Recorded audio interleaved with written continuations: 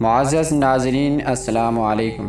ناظرین کرام، مسلم تاریخ ہمیشہ ہی سے مسلم جرنیلوں، سپاہیوں اور غازیوں اور شہداء کی بے پناہ اور لازوال قربانیوں سے بھری ہوئی ہے۔ حضور اکرم صلی اللہ علیہ وسلم کے زیر کمان، جیسا کہ حضرت علی رضی اللہ تعالی عنہ، حضرت حمزہ رضی اللہ تعالی عنہ، حضرت ابو دجانہ رضی اللہ تعالی عنہ اور حضرت مصعب رضی اللہ تعالی عنہ اور حضرت خبیب رضی اللہ تعالی عنہ کی بہادری اور جرت کی داستانوں نے سب کو اپنا گرویدہ بنا دیا تھا۔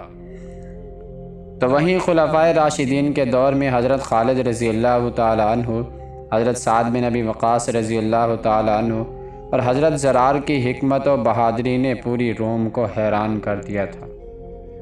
بنو امیہ میں محمد بن قاسم، طارق بن زیاد، قتیبہ بن مسلم جیسے جرنیلوں نے تمام عالم اسلام میں اپنا لوہا منوایا، اور بعد میں آنے والے سلطان صلاح الدین ایوبی، نور الدین زنگی، محمود غزنوی، سلطان الپ ارسلان اور سلطان ملک شاہ نے پوری دنیا میں اپنا لوہا منوایا۔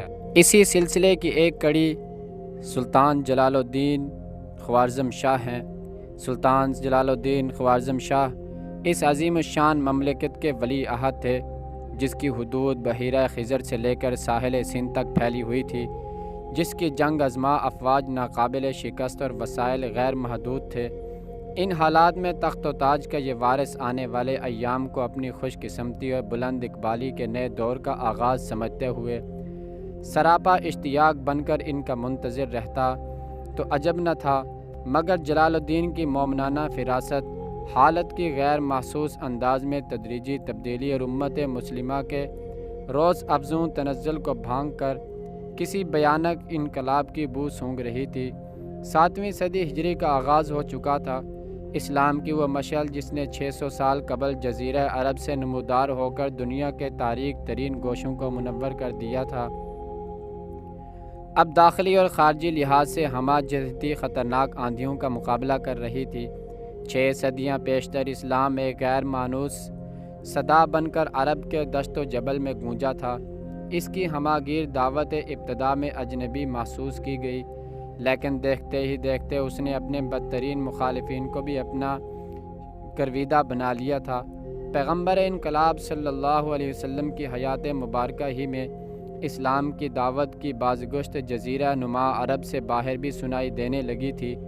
خلافت راشدہ کے سنہری دور میں شاید ہی روئے زمین کا کوئی آباد خطہ ایسا ہوگا جہاں عرب کے اس انقلاب کا چرچا نہ ہو چکا ہو۔ قرون اولیٰ ایک مثالی دور تھا جب مسلمان حقیقتاً مسلمان تھے۔ پیغمبرانہ دعوت کو انہوں نے شعوری طور پر قبول کیا تھا اور اپنے رگ و پے میں اسے رچا بسا لیا تھا۔ ان کے ایمان و یقین کا استحکام پہاڑوں سے بڑھ کر تھا۔ وہ دن کے شاہ سوار اور راتوں کے عبادت گزار تھے۔ ان میں سے ہر ایک کا تن من دھن اعلائے کلمت اللہ کے لیے وقف تھا، لیکن جوں جوں زمانہ گزرتا گیا، ایمان کی وہ تپش جس نے عرب کے صحرا نشینوں کو عجم کے چمن زاروں کی نگہبانی عطا کی تھی، بتدریج کم ہوتی چلی گئی۔ نت نئے فتنوں نے عالم اسلام کو اپنی لپیٹ میں لے لیا۔ جا بجا اندرونی سورشوں نے اسلامی فتوحات کا دائرہ محدود کر دیا۔ اعمال حکومت سے خدا خوفی اور آخرت کی جواب طلبی رخصت ہونے لگی۔ عوام کا حال بھی زیادہ مختلف نہ رہا۔ نماز، روزہ، حج و دیگر فرائض کی بجا آوری کے باوجود گناہوں سے احتراز کا اہتمام کم سے کم ہوتا گیا۔ اگر کم متساہل ہوتا تو اعلانیہ گناہوں کا ارتکاب بھی عام ہو جاتا۔ مسلم معاشرے کی اخلاقی اقتدار روز بروز زوال پذیر ہو رہی تھی۔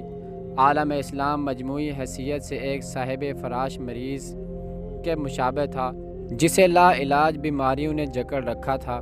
امت مسلمہ کو تباہی کے دہانے تک پہنچانے والے اسباب و علل ویسے تو بکثرت و ممنوع تھے، لیکن ان میں سے مندرجہ ذیل 5 اسباب بنیادی حیثیت رکھتے تھے: حب دنیا، فریضہ جہاد سے غفلت، دعوت اللہ میں کوتاہی، اعتقادی و نظریاتی فتن کی اثر انگیزی، باہمی انتشار۔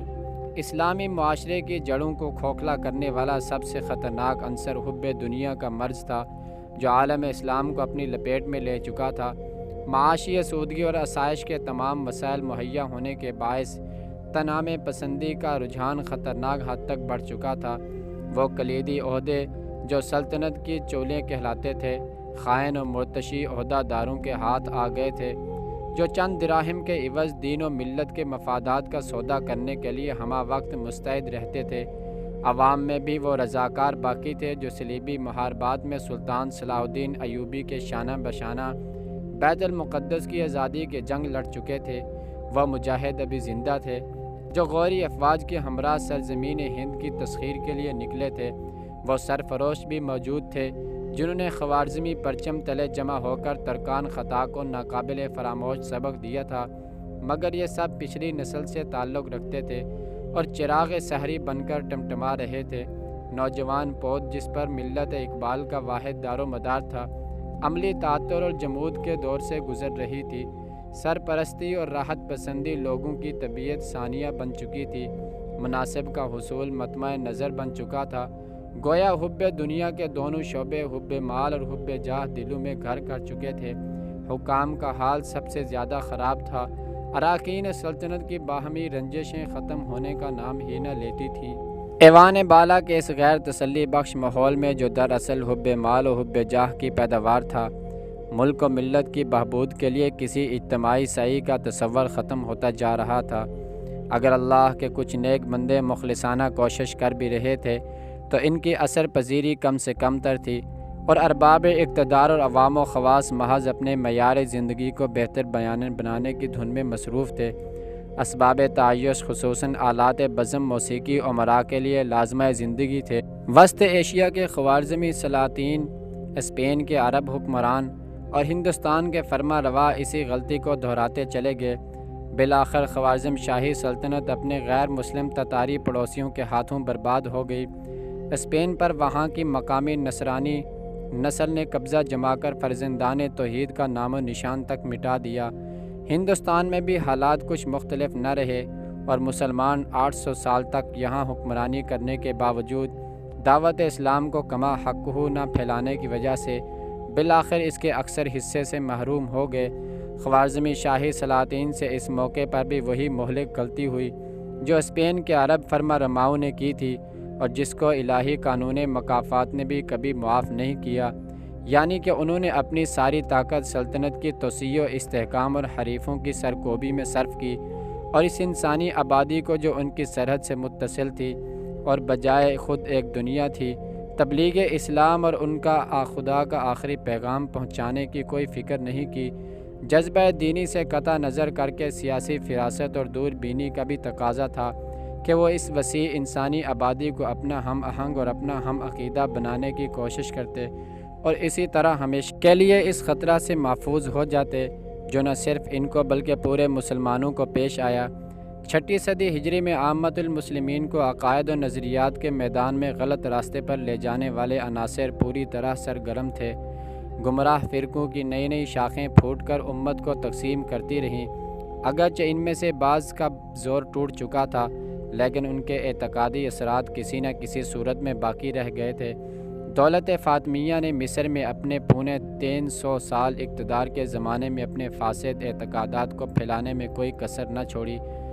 کئی مسلم حکومتیں باطنیہ کی زیر زمین مذہب کش کارروائیوں سے تغافل برت کر انہیں پھیلنے پھولنے کا مواقع فراہم کرتی رہیں۔ خود بغداد کے قصر خلافت میں شیعہ امراء اور وزراء کا بڑا اثر و رسوخ تھا، اور شیعہ سنی منافرت عوام سے نکل کر حکومتی اداروں تک میں سرایت کر چکی تھی۔ ادھر قزوین کے قریب قلعہ الموت میں حسن بن صباح کا مرکز پورے عالم اسلام میں گمراہی کی نئی لہریں پیدا کر رہا تھا۔ ادھر جاہل صوفیوں اور درویشوں کا گروہ جو دراصل مذکورہ فاسد اثرات کی پیداوار تھا، سیدھے سادے مسلمان عوام کے ایک بڑے طبقے کے ذہنوں پر چھا چکا تھا۔ یہ راہزن وحدت الوجود اور وحدت الشہود جیسے نازک مسائل میں پڑھ کر دین حق و توحید سے برگشتہ ہو چکے تھے۔ ناچ گانا، موسیقی، امارت کی صحبت، شراب اور افیون جیسی حرام چیزیں ان کے مذہب اور سلوک کا جز تھیں۔ قبروں اور مزاروں کا مبالغے کی حد تک تقدس کا لباس پہنا کر وہاں بدعت اور شرک کے اڈے قائم کر لیے گئے تھے۔ 7ویں صدی ہجری شروع ہوئی تو عالم اسلام لامرکزیت کے نقطہ انتہا پر تھا، خانہ جنگی عروج پر تھی۔ اس صدی ہجری کا سورج ہر روز اس قوم کی بے حسی اور عاقبت ناشناسی کا ایک نیا منظر دیکھتا تھا۔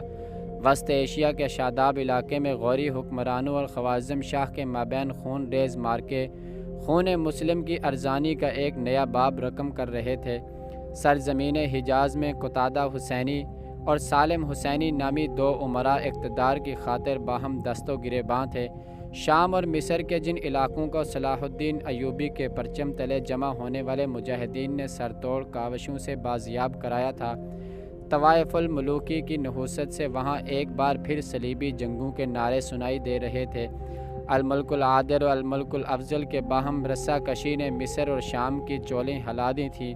اس سے قبل وسط ایشیا میں علاء الدین تکش اور سلطان شاہ کی 20 سالہ خانہ جنگی میں امت کا بہترین افرادی سرمایہ ضائع ہو چکا تھا۔ ہر طرف ایک سیاسی کھینچا تانیوں، خاندانی رقابتوں اور افراتفری کا دورہ تھا۔ ہر سمت اخلاقی و مذہبی انحطاط کا راج تھا۔ بے شعوری اور بے بصیرتی روز افزوں تھی۔ خلافت بغداد عالم اسلام کی سرپرستی کی بجائے اسلامی حکومتوں کے اکھاڑ بچھاڑ کے لیے سازشی منصوبے بننے کا مرکز بن چکی تھی۔ من جانب اللہ اس تنزل و انحطاط پر تنبیہات طرح طرح کے حوادث سماویہ کی شکل میں سامنے آ چکی تھی۔